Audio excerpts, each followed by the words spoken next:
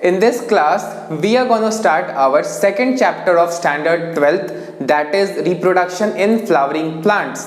So आप लोगों ने 11th में ही पढ़ा होगा कि फ्लावरिंग प्लांट्स को हम कॉमनली एंजियोस्पर्म्स कहते हैं, यानी कि नॉर्मली फ्लावर्स जो होते हैं वो एंजियोस्पर्म्स में ही आते हैं. So we'll be discussing about angiosperms and their sexual reproduction in this chapter. So flowering plants word से ही पता चलता है कि यहाँ मेनली फ्लावर की बात होगी, यानी कि फ्लावर कैसे बनता है, उसमें कौन कौन से स्ट्रक्चर होते हैं, कौन कौन से स्ट्रक्चर एक्सेसरी या रिप्रोडक्टिव होते हैं, and likewise other such events. So इस चैप्टर में हमें जनरली फ्लावर्स के बारे में ही पढ़ना है और उनके जो भी कंपोनेंट्स हैं, उनके जो फंक्शंस होते हैं, उनके बारे में हमें पढ़ना है इस चैप्टर में. सो विल फर्स्ट स्टडी कि जो फ्लावर का फॉर्मेशन होता है प्लांट में, वो होने के लिए कौन कौन से चेंजेस होना चाहिए and what exactly is a flower.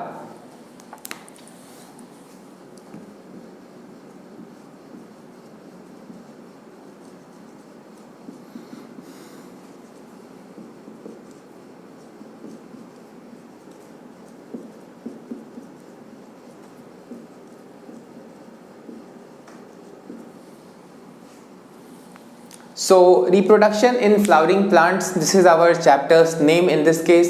And अब हम पहले देखेंगे कि फ्लावर के होने के लिए, फ्लावर के फॉर्मेशन के लिए, यानी कि किसी भी प्लांट में जो फ्लावरिंग होता है वो रैंडमली तो होता नहीं है. There are lots of changes which have to occur for a plant to have flowers. So first of all will see कि जो फ्लावर का फॉर्मेशन होता है वो कैसे होता है.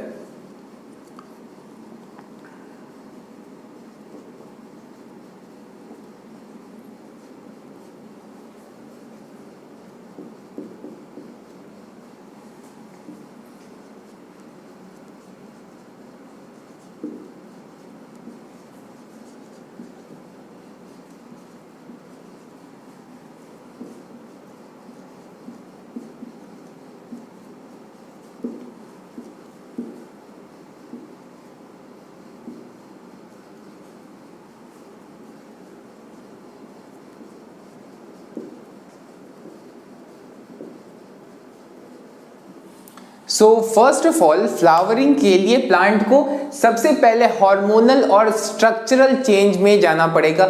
एक प्लांट में सबसे पहले हार्मोनल चेंजेस होंगे, स्ट्रक्चरल चेंजेस होंगे, जिसके कारण फ्लावर का जो हमारा फॉर्मेशन है वो हो सकता है. नाउ विल सी कि यहाँ पर क्या होता है कि जो शूट एपिकल मेरिस्टेम होता है, आपने 11th में root apical meristem, shoot apical meristem, intercalary meristem, ये सारे टिश्यूज पढ़े होंगे. तो यहाँ पर भी उन्हीं मेरिस्टेम में मॉडिफिकेशन होगा.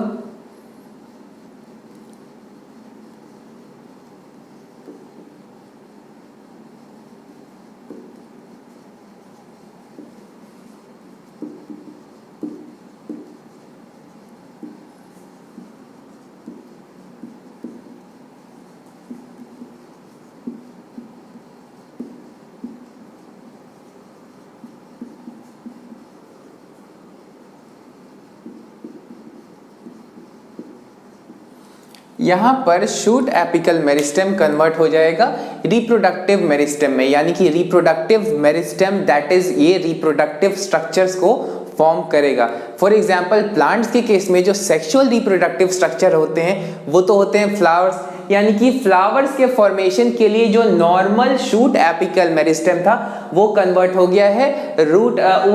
गया है रिप्रोडक्टिव मेरिस्टेम में. अब रिप्रोडक्टिव मेरिस्टेम में कन्वर्ट होने के बाद इसमें और भी चेंजेस आएंगे. फॉर एग्जाम्पल जो फ्लोरल प्राइमोर्डिया है वो डेवलप होगा, उसके पहले अदर चेंजेस भी होंगे.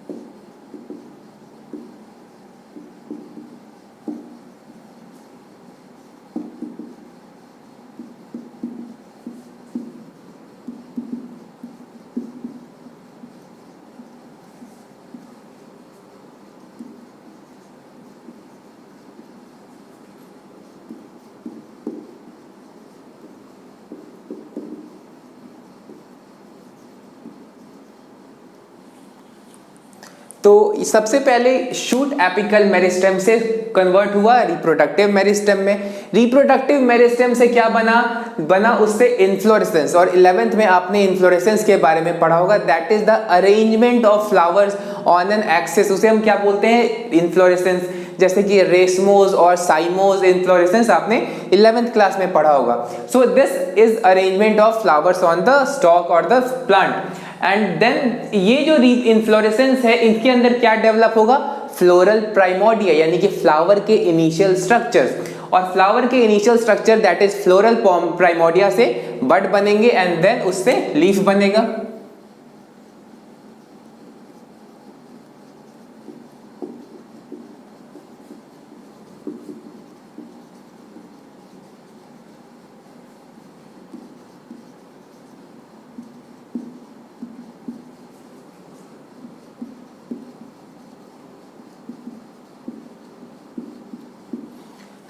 ये होता है हमारा नॉर्मल फ्लोरल इवेंट्स। सबसे पहले क्या हुआ, फ्लावर के अंदर स्ट्रक्चर, प्लांट के अंदर स्ट्रक्चरल और हार्मोनल चेंजेस हुए। उसके बाद क्या हो रहा है कि जो शूट एपिकल मेरिस्टेम था, जो शूट के टिप पर होता है, वो बन गया reproductive meristem. This is event number 2। Reproductive meristem से क्या डेवलप होता है, तो इन्फ्लोरेसेंस, यानी कि वो एक्सिस जिसपे कि प्लांट्स में फ्लावर आते हैं, उससे क्या डेवलप हुआ, फ्लोरल प्राइमोर्डिया। और फ्लोरल प्राइमोर्डिया से क्या बना, बड, और बड से क्या बनेगा, flower. So these are the events which lead to formation of flower. So इन इवेंट्स की वजह से फ्लावर का फॉर्मेशन होता है। तो नाउ हमने ये जान लिया है कि फ्लावर के फॉर्मेशन के लिए प्लांट में कौन कौन से इवेंट्स चाहिए होते हैं। सबसे पहले स्ट्रक्चरल हार्मोनल चेंज, फिर क्या हो रहा है हमारे पास, shoot apical meristem, reproductive meristem, then inflorescence, then floral primordia, then bud, then flower. तो ये हमारा इवेंट ऑफ फ्लावरिंग है, यानी कि प्लांट में ये सारे चेंजेस के बाद फ्लावरिंग होते हैं। Now we come to the next part कि आखिर हम फ्लावर को डिफाइन कैसे करेंगे, हम कैसे कहेंगे कि वो फ्लावर है, उसमें क्या क्या फीचर्स होते हैं। तो अब हम डेफिनेशन ऑफ फ्लावर देख लेते हैं।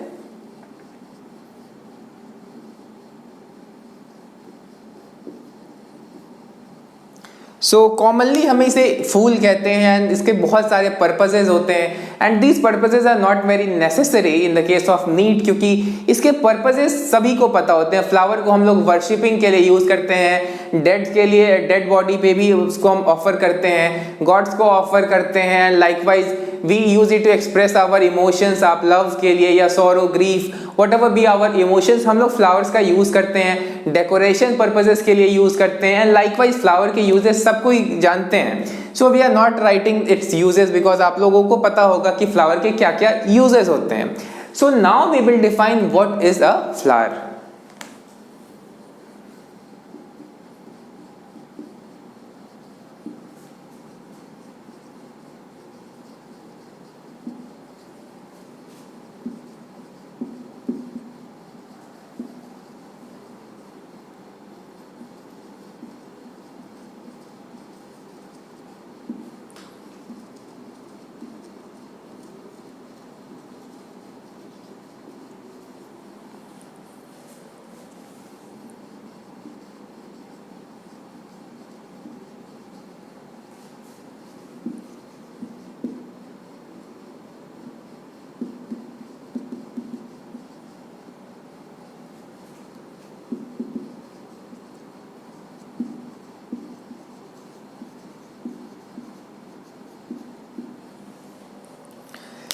यहाँ पर ये जो हमारा फ्लावर है उसमें कुछ पॉइंट्स हमें काफी इंपॉर्टेंटली समझने हैं। Will have to first encircle it. यहाँ पर सबसे इंपॉर्टेंट क्या है, it is a condensed shoot. यहाँ पर मैंने इसे रेड लाइन से ब्रैकेटेड कर दिया है, it is a condensed shoot. मैं बताऊंगा कि वो क्या होता है। अब यहाँ पर क्या हुआ है, इंटरनोड्स हैव कंडेंस्ड, उसके बाद लीव्स जो है ना, लीव्स मॉडिफाइड हो गए हैं फ्लोरल होल्स के अंदर। So these are the main bullet points of this statement. तो ये जो शूट है प्लांट का वो कंडेंस हो गया, यानी कि अपने साइज में वो रिड्यूस हो गया है, और रिड्यूस होने के बाद वो फ्लावर का फॉर्मेशन करता है। अब यहाँ पे हम देखते हैं कि इंटरनोड्स हैव कंडेंस्ड, यानी कि दो नोड के बीच में स्टेम का या शूट का जो पोर्शन होता है उसे हम कहते हैं इंटरनोड। 11th में आपने ये पढ़ा होगा चैप्टर नंबर 6 में। अब उस इंटरनोड में कंडेंसेशन हो गया और उस इंटरनोड पे के भी आसपास जो नोड्स होते हैं, नोड्स पर से लीव्स निकलते हैं या ब्रांचेस निकलते हैं, तो यहाँ पर लीव्स जो हैं फ्लोरल होल्स में कन्वर्ट हो गए हैं। तो फ्लावर के अंदर 4 फ्लोरल होल्स होते हैं, sepals, petals, androecium, gynoecium, that is हम पहले दो को कैलिक्स और कोरोला भी कहते हैं। तो ये 4 फ्लोरल होल्स हमें पढ़ने हैं। तो जो भी प्लांट में फ्लावर में आप पार्ट्स देखते हो वो सारे पार्ट्स क्या हैं, आखिर वो एक तरह के लीव्स के ही मॉडिफिकेशन से बने, यानी कि लीव से ही पेटल बनेगा, कैलिक्स बनेगा, कोरोला बनेगा, उसी से एंड्रोशियम एंड गाइनीशियम भी बनेंगे। तो फ्लावर के जो भी पार्ट्स हैं वो लीफ के मॉडिफिकेशन से बने हैं। और फ्लावर में इतने कम जगह पे वो सारे पेटल्स क्यों होते हैं, क्योंकि यहाँ पर इंटरनोड्स कंडेंस करते हैं। तो इसे हम एक डायग्राम के बेसिस पे मदद से समझ सकते हैं।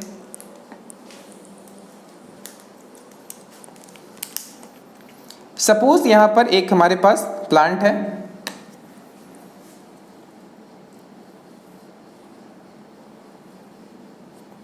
एक नॉर्मल प्लांट में एक नॉर्मल शूट पे काफी सारे लीव्स हो सकते हैं।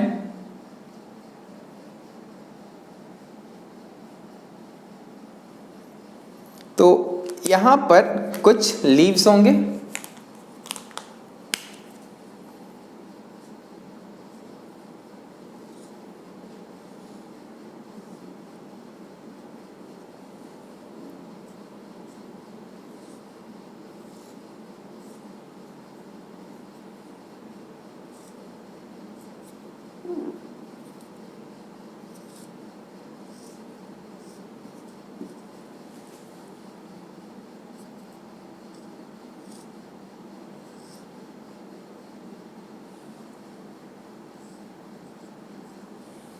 सो प्लांट में बहुत सारे लीव्स होते हैं डिफरेंट डिफरेंट जगहों पर।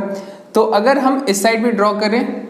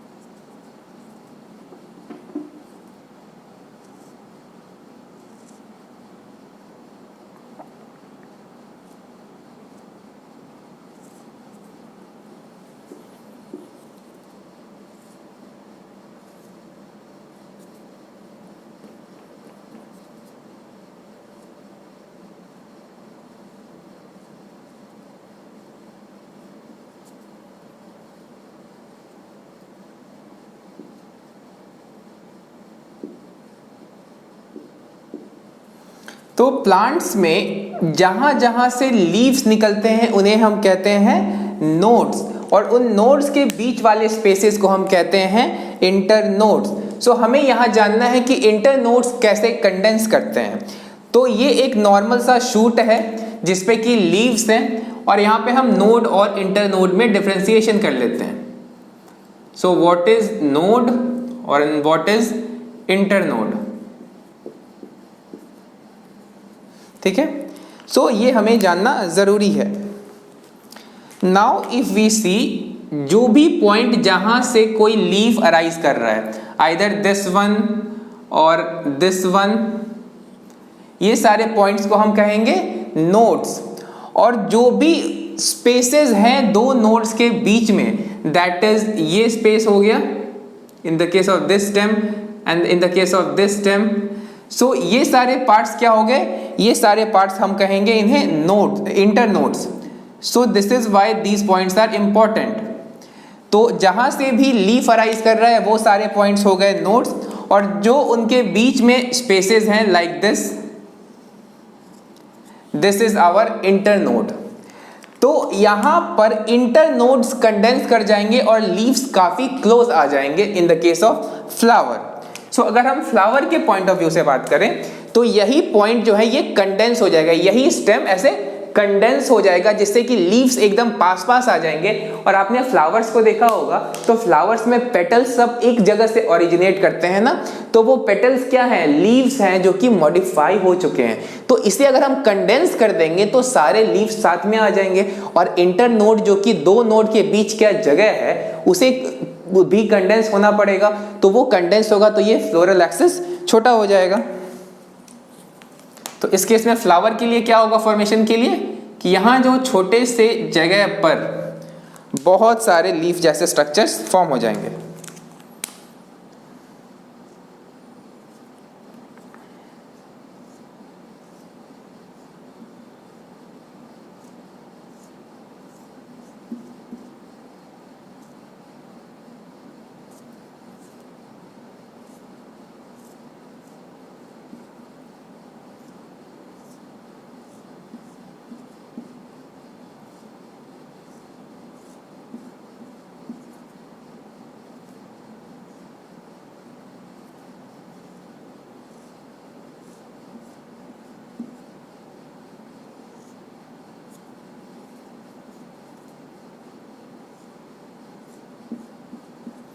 तो फ्लावर के फॉर्मेशन के लिए यानी कि क्या हो रहा है, ये सारे लीव्स जो दूर दूर थे ये क्या आ गए एकदम साथ में एक जगह पे कॉन्सेंट्रेट हो गए।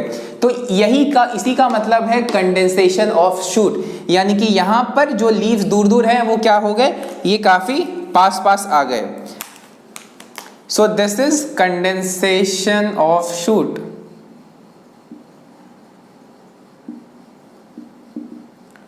Condensation of shoot. तो इस स्टेटमेंट का यही मतलब था कि फ्लावर के फॉर्मेशन के लिए शूट्स का कंडेंसेशन हो जाए, और ये जो लीव्स मैंने बनाए हैं ये लीव्स मॉडिफाई हो जाते हैं फ्लोरल होल्स में, यानी कि लीव्स जो है वो मॉडिफाई हो जाएंगे sepals, petals, androecium and gynoecium में। यानी कि ये जो लीव्स हैं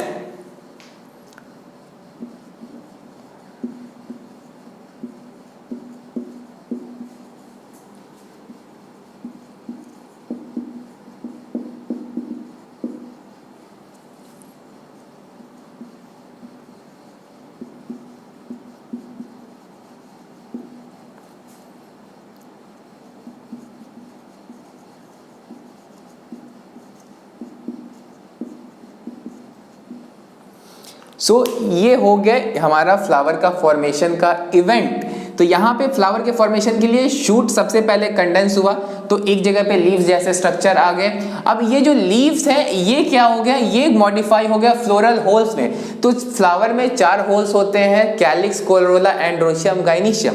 तो कैलिक्स वालों को सेपल्स बोलते हैं, कोरोला को पेटल्स बोलते हैं, एंड्रोशियम में स्टेमेंस होते हैं, और गाइनीशियम में पिस्टल्स या कार्पेल होते हैं, जो कि हम जस्ट इसके बाद वाले स्लाइड में देखने वाले हैं। So this is a normal flowering structure and flowering events। तो यहां पर हमने क्या देखा, सबसे पहले प्लांट के अंदर स्ट्रक्चरल हार्मोनल चेंजेस हुए, उसके बाद प्लांट के अंदर shoot apical meristem reproductive meristem में कन्वर्ट हो गया, रिप्रोडक्टिव मेरिस्टम कन्वर्ट हो गया इन्फ्लोरेसेंस में, इन्फ्लोरेसेंस से हो गया फ्लोरल प्राइमोर्डिया, फ्लोरल प्राइमोर्डिया से बड, और बड से बन गया फ्लावर। अब फ्लावर क्या है, तो वो एक कंडेंस्ड शूट है जो यहां पर इंटरनोड्स कंडेंस हो गए, यानी कि ये जो रेड वाले मैंने बनाए थे इंटरनोड्स ये कंडेंस हो गए, और लीव्स जो है मॉडिफाई हो गए सेपल, पेटल, स्टेमेन और पिस्टिल के अंदर। नाउ इन्हीं चारों स्ट्रक्चर्स को अब हमें पढ़ना है, यानी कि ये फ्लावर के 4 पार्ट्स होते हैं, जिनमें ये दोनों एक्सेसरी पार्ट्स होते हैं और लास्ट के दोनों मैंडेटरी या फिर रिप्रोडक्टिव पार्ट्स होते हैं। सो this is how a flower is formed. Now अब हम लोग देखेंगे फ्लावर के पार्ट्स, कि फ्लावर में कौन कौन से पार्ट्स होते हैं। जैसे ये चारों पार्ट्स हमने लिखे हैं, उन्हीं चारों पार्ट्स को हमें अब स्टडी करना है।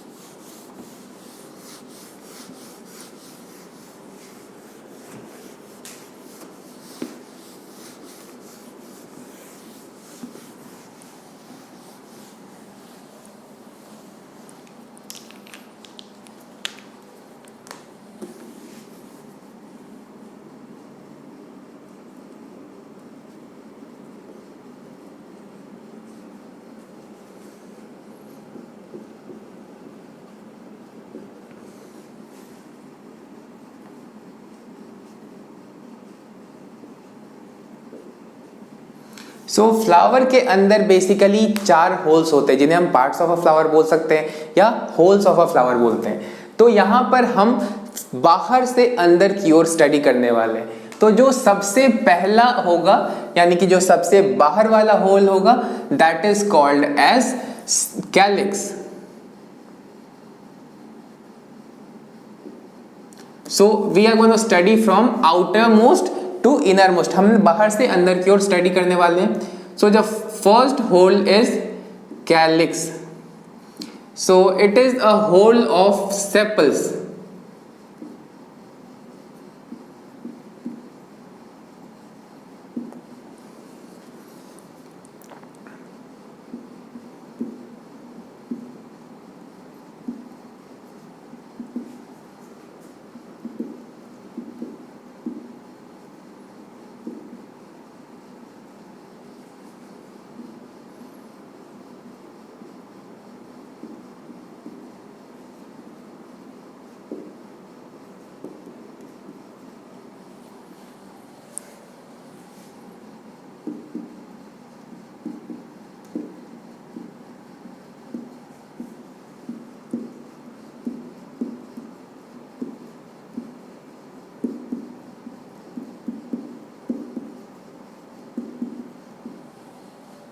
तो ये तो बात हुई कैलिक्स की। This is the outermost whorl of a flower. इसके अंदर क्या होता है, सेपल्स होते हैं जिन्हें हम नॉर्मली छोटे छोटे ग्रीनिश स्ट्रक्चर के तौर पे देखते हैं, जो फ्लावर के सबसे बाहर साइड में होते हैं, जो हल्के लीफ जैसे स्ट्रक्चर होते हैं। और इसका काम क्या होता है, ये जो बड होता है, फ्लावर जब बड के स्टेज में होता है तो उसे बाहर से यही सेपल्स जो होते हैं ना प्रोटेक्ट करते हैं, क्योंकि बड बहुत ही सॉफ्ट और डेलिकेट स्ट्रक्चर होता है। So that can get damage, तो इसे ये बड को डैमेज होने से बचाता है। उसके अलावा ये ग्रीन और लीफ लाइक स्ट्रक्चर है, और अगर ग्रीन कलर का है मतलब इसके अंदर क्लोरोफिल है।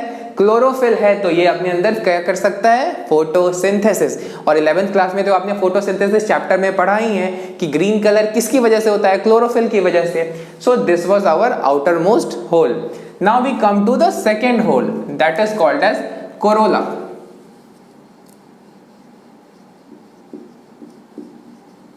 So it is a whole of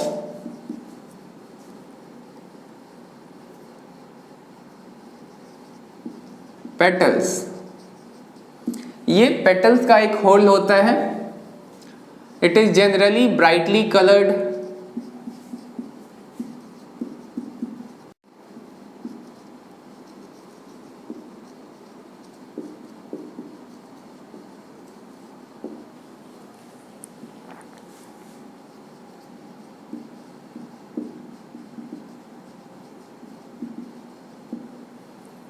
तो ये जो हम लोग फ्लावर में सबसे ब्यूटीफुल पोर्शन देखते हैं दैट इज द पेटल्स, क्योंकि पेटल्स फ्लावर को सबसे ज्यादा ब्यूटी प्रोवाइड करते हैं। फॉर एग्जांपल रोज पेटल्स और लोटस पेटल्स या किसी और फ्लावर के पेटल्स उसको ब्यूटी देते हैं। सो ये काफी ब्राइटली कलर्ड होते हैं। और क्यों होते हैं, ताकि इंसेक्ट को अट्रैक्ट कर सके पॉलिनेशन के लिए। हमें इस चैप्टर में पॉलिनेशन बहुत डिटेल में पढ़ना है, और वहां हम देखेंगे कि जिन जिन प्लांट्स में इंसेक्ट के द्वारा पॉलिनेशन होता है उनमें जो पेटल्स होते हैं काफी ब्राइटली होते हैं, ताकि इंसेक्ट उसको इजीली दूर से पहचान पाए और वहां पर अट्रैक्ट हो सके।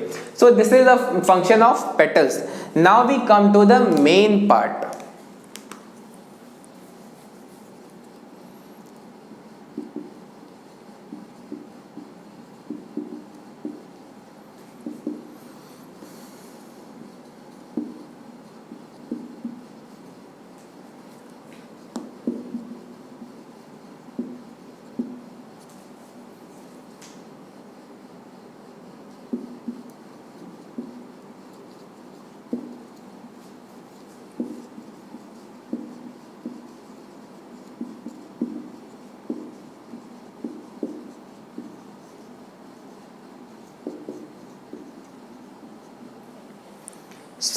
ये जो स्टेमेंस होते हैं ये फ्लावर के मेल रिप्रोडक्टिव स्ट्रक्चर्स होते हैं, और कुछ फ्लावर्स में स्टेमेंस ही सिर्फ होते हैं, उन्हें हम बोलते हैं स्टैमिनेट, यानी कि वहां पर फीमेल पार्ट्स एब्सेंट होते हैं। तो नॉर्मली वो आपने मॉर्फोलॉजी चैप्टर में पढ़ा होगा 11th क्लास में, बट यहाँ पर हम उसे डिस्कस नहीं कर रहे हैं। तो ये जो एंड्रोशियम है इसमें क्या होता है, होल ऑफ स्टेमेंस। होल का मतलब होता है कि वो पूरा एक सर्कल है, वो एक पूरा जो प्लांट का जो फ्लावर का एक पूरा सर्कल वाला पार्ट है उसे हम एक होल कहते हैं। तो इसमें सिर्फ स्टेमेंस होते हैं, और स्टेमेंस क्या है, male reproductive parts of a flower. हम इसके बाद स्टेमेंस के स्ट्रक्चर को भी देखने वाले हैं। सो अब हम बात करते हैं गाइनीशियम के बारे में।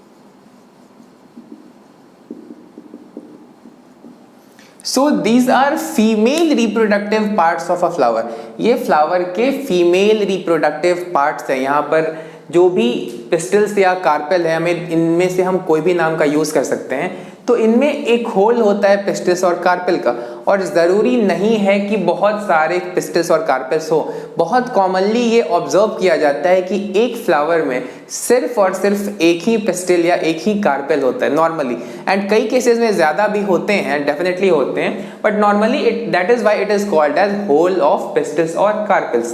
तो ये तो हो गए दो बाहरी स्ट्रक्चर और दो इंटरनल। सो यहाँ पर हमें ये ध्यान में रखना है कि हम यहाँ पर आउटर टू इनर बात कर रहे हैं। ये हो गया आउटर मोस्ट और ये हो गया इनर मोस्ट।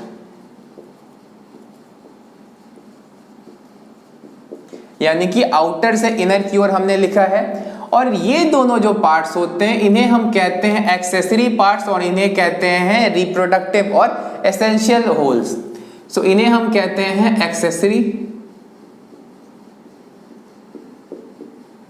एक्सेसरी होल्स, और ये इन दोनों को हम कहते हैं रिप्रोडक्टिव होल्स, रिप्रोडक्टिव और एसेंशियल।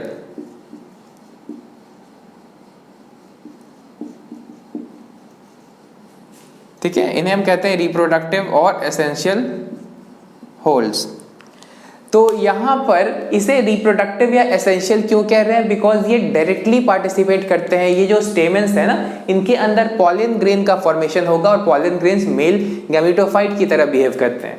एंड नाउ इसके अंदर पिस्टल या कार्पेल जो है, इसी के अंदर फीमेल गैमीट का फॉर्मेशन होगा। यानी कि ये दोनों डायरेक्टली रिप्रोडक्शन में इन्वॉल्व हो सकते हैं, इनके जो अंदर में सेल्स बनने वाले हैं। बट ये दोनों जो है ना, ये हेल्प करते हैं फ्लावर के किसी ना किसी फंक्शन में, बट डायरेक्टली ये दोनों पार्ट्स रिप्रोडक्शन में कोई डायरेक्ट रोल प्ले नहीं करते हैं। एंड दैट इज वाई इन्हें हम एक्सेसरी होल्स का कहते हैं, और इन्हें हम एसेंशियल या रिप्रोडक्टिव होल्स कहते हैं। नाउ हम इन दोनों के स्ट्रक्चर देख लेते हैं कि जो एंड्रोशियम है या गाइनीशियम है, उनमें क्या क्या पार्ट्स होते हैं।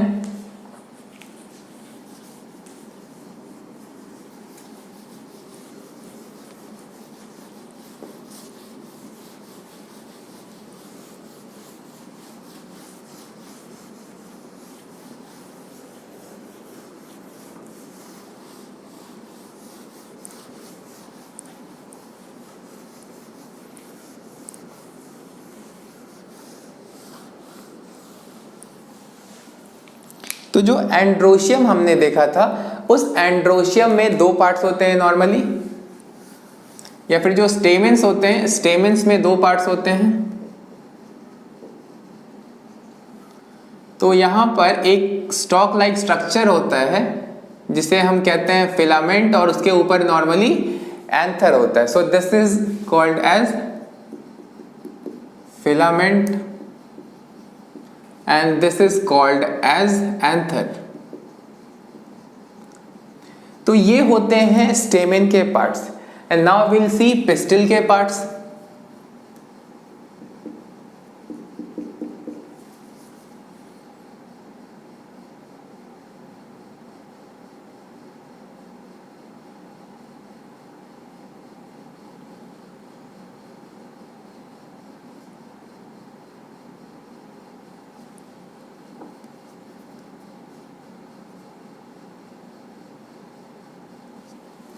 तो इस पिस्टिल में 3 पार्ट्स होते हैं। The topmost portion is called as stigma. उसके बाद ये जो मिडिल का पतला सा पोर्शन है that is called as style, and जो सबसे नीचे का पोर्शन है that is called as ovary. और इसी ओवरी के अंदर एक स्ट्रक्चर होता है that is called as ovule. This structure is called as ovule. So आगे हम देखेंगे इस चैप्टर में कि ये जो ओव्यूल है यही आगे चल के सीड बनाएगा, ये जो ओवरी है ये आगे चल के फ्रूट बनाएगा। बट बिफोर दैट यहाँ पर हम बेसिक फंक्शन देख लेते हैं। सो ये जो स्टिग्मा है it acts as a landing platform for pollen grains।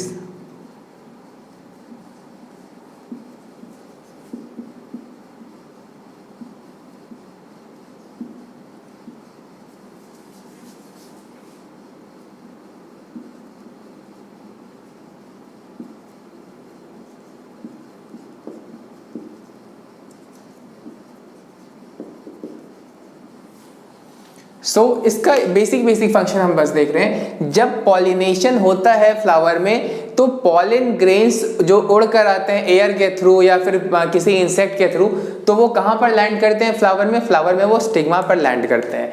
And ये जो स्टाइल है ये स्टाइल एक पैसेज की तरह काम करता है।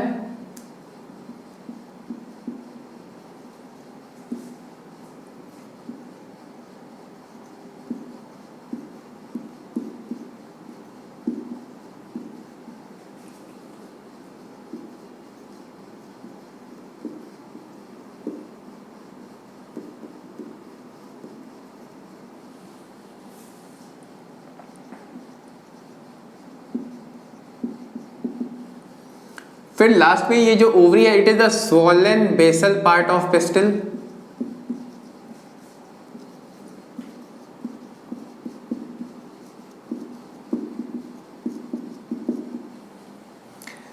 ये हमारे 3 मेन पार्ट्स होते हैं पिस्टिल के, स्टिग्मा, स्टाइल, ओवरी। हमने यहाँ पर ब्रीफली स्टेमेन और पिस्टिल को देखा है। हमें इसके बाद डिटेल में इन सारे स्ट्रक्चर्स के बारे में पढ़ने हैं कि एंथर में क्या कंपोनेंट्स होते हैं, क्या क्या स्ट्रक्चर्स होते हैं, एंड लाइकवाइज हमें इन सभी के डिटेल पढ़ने हैं। तो यहाँ पर हमने जो फ्लावर के 4 रिप्रोडक्टिव या 4 स्ट्रक्चर्स होते हैं that is calyx, corolla, androecium और gynoecium, we have now completed these things.